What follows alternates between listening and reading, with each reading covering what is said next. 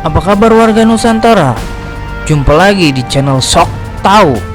Channel yang shock karena baru tahu.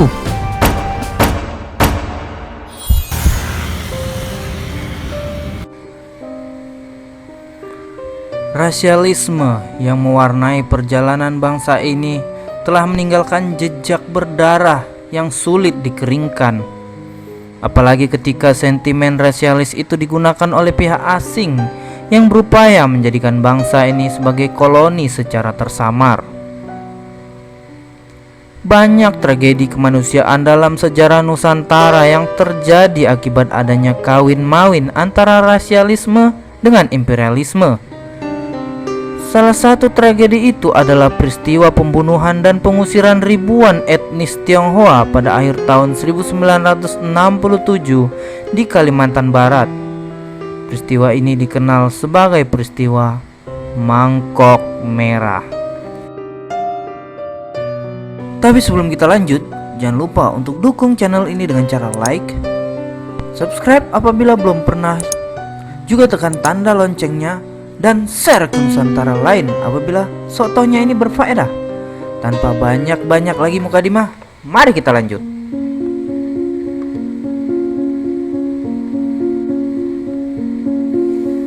Terjadinya peristiwa Mangkok Merah tidak bisa dilepaskan dari upaya penumpasan pemerintah Orde Baru terhadap pasukan rakyat Kalimantan Utara atau Paraku dan pasukan Gerakan Rakyat Sarawak atau PGRS yang memang didominasi oleh warga etnis Tionghoa. Dan penumpasan Paraku PGRS ini merupakan bagian dari upaya Orde Baru menumpas seluruh kekuatan politik kiri atau komunis pasca tragedi 1965. Terbentuknya Paraku PGRS ini sendiri sangat terkait dengan peristiwa konfrontasi antara Indonesia dengan Malaysia sejak tahun 1963 hingga 1966. Konfrontasi yang didasari oleh penolakan pemerintah Indonesia terhadap pembentukan Federasi Malaysia ini melibatkan warga Tionghoa Kalimantan Utara yang juga memiliki sikap sama dengan Indonesia, yakni menentang pendirian Federasi Malaysia yang didukung penuh oleh Inggris. Penolakan warga Tionghoa ini didasari oleh kecemasan akan adanya dominasi warga Melayu Semenanjung Malaya terhadap rakyat Kalimantan Utara, khususnya warga Tionghoa.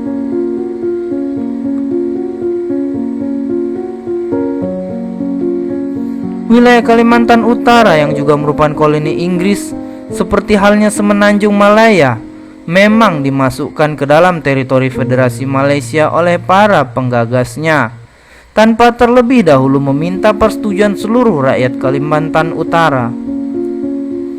Bung Karno selaku Presiden Indonesia kala itu yang memang sangat anti terhadap imperialisme menganggap Federasi Malaysia tak lebih sebagai produk imperialis Inggris guna mempertahankan eksistensinya di Asia Tenggara serta mengganggu jalannya revolusi Indonesia. Karena itu, Bung Karno menyerukan penghancuran negara boneka Malaysia tersebut yang kemudian dikenal dengan istilah Ganyang Malaysia. Dan dalam upayanya mengganyang Malaysia, pemerintah Bung Karno pun mengikut sertakan sebagian rakyat Kalimantan Utara yang juga menolak pembentukan federasi buatan Inggris itu. Bung Karno lalu menugaskan salah satu menterinya, Oi Jutat, untuk menggalang kekuatan warga Tionghoa Kalimantan Utara yang anti Malaysia guna mendukung konfrontasi melawan Malaysia dan Inggris. Hasilnya, hampir 900 orang Tionghoa Kalimantan Utara berkenan pindah ke daerah Kalimantan Barat untuk kemudian diberikan pelatihan kemiliteran dan dipersenjatai oleh pemerintah Indonesia. Ratusan orang Tionghoa inilah yang kemudian membentuk Paraku PGRS dan berada di bawah komando seorang perwira angkatan darat yang dekat dengan kelompok kiri, yakni Brigadir Jenderal Suparjo, yang ketika itu menjabat sebagai Panglima Komando Tempur 4 Mandau.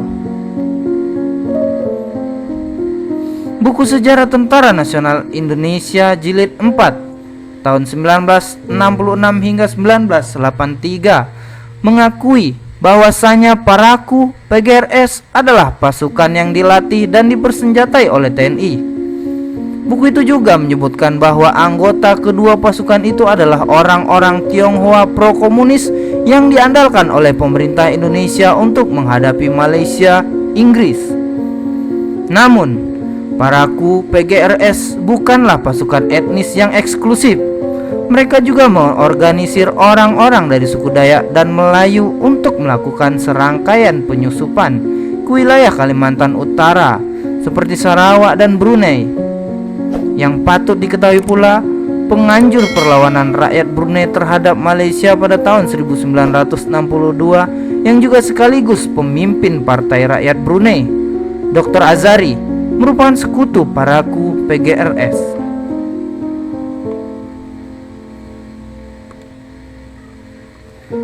Paraku PGRS pun bahu-membahu bersama TNI dan sukarelawan Indonesia menghadapi pasukan Malaysia yang dibantu bala tentara Gurkha, Inggris, dan Australia sepanjang masa konfrontasi. Wilayah perbatasan antara Kalimantan Barat dengan Kalimantan Utara menjadi area perjuangan pasukan Paraku PGRS.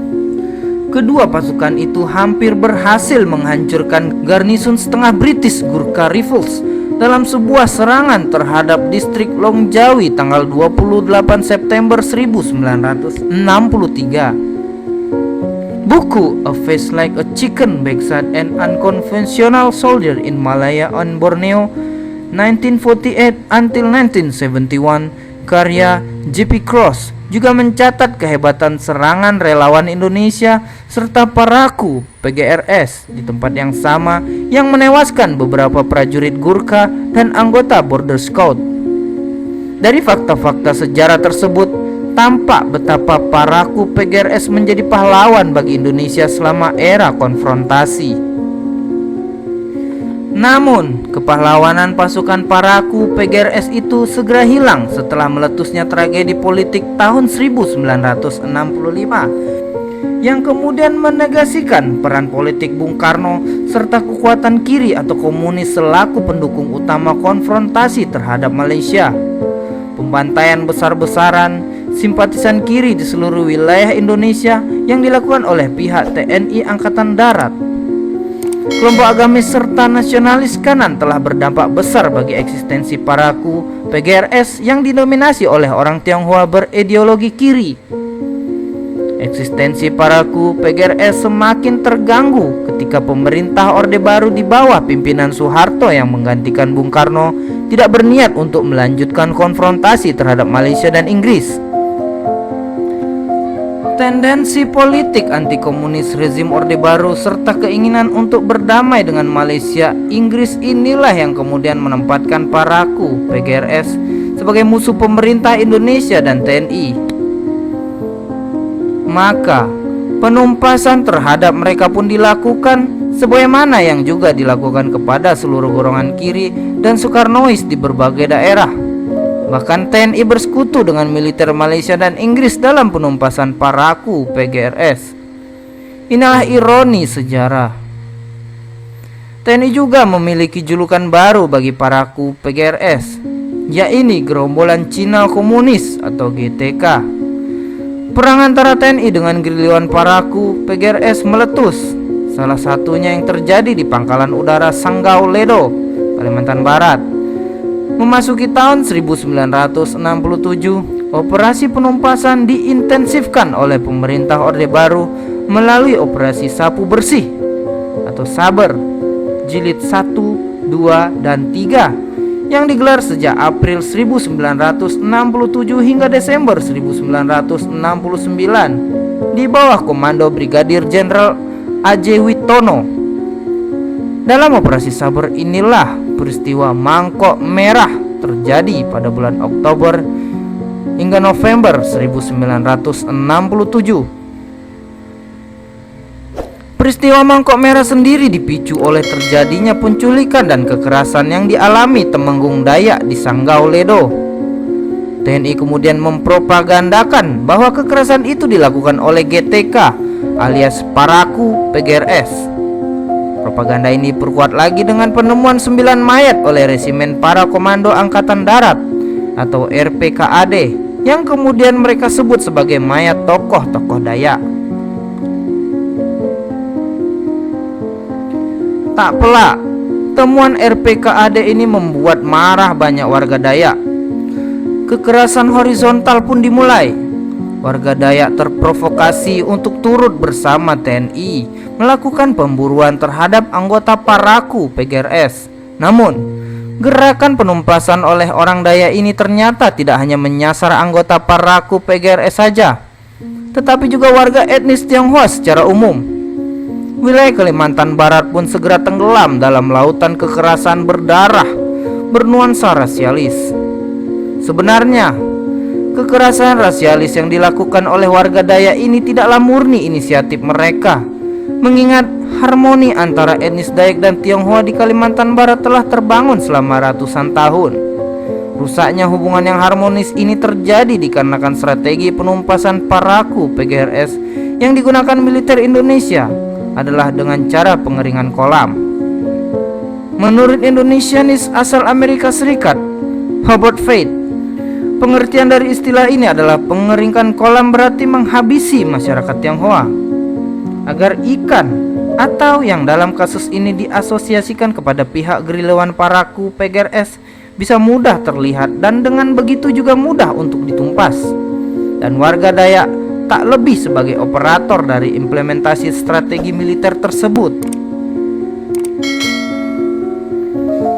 Gerakan warga Dayak yang disukung TNI sebagai upaya melakukan pengeringan kolam terhadap warga Tionghoa inilah yang kemudian dikenal sebagai peristiwa Mangkok Merah. Istilah Mangkok Merah diambil dari terminologi adat suku Dayak, di mana terjadi mobilisasi besar-besaran warga suatu klan untuk membalas rasa malu atau penderitaan dari anggota klannya yang disebabkan oleh ulah warga dari klan lain. Mobilisasi ini menggunakan alat peraga sebuah mangkuk yang bagian dalamnya diolesi getah jeranang berwarna merah sebagai simbolisasi dari pertumpahan darah yang akan dilakukan sebagai bentuk balas dendam tersebut. Hasil dari peristiwa Mangkok Merah ini adalah terbunuhnya ribuan orang Tionghoa Kalimantan Barat.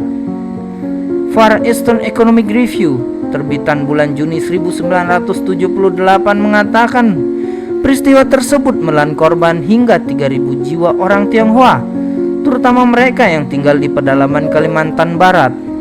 Akibatnya, banyak warga Tionghoa pedalaman pindah ke daerah perkotaan seperti Pontianak dan Singkawang. Bahkan, ada pula warga Tionghoa yang lari ke Kalimantan Utara.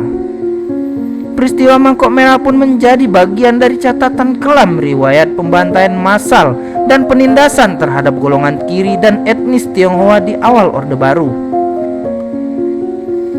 Demikianlah sejarah Mangkok Merah yang dirangkum secara singkat.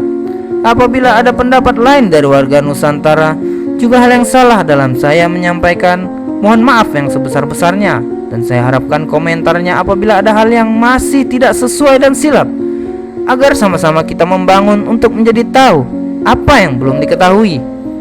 Terima kasih sudah menyaksikan videonya hingga selesai. Tetap jaga kebersamaan dan kekompakan se-Nusantara.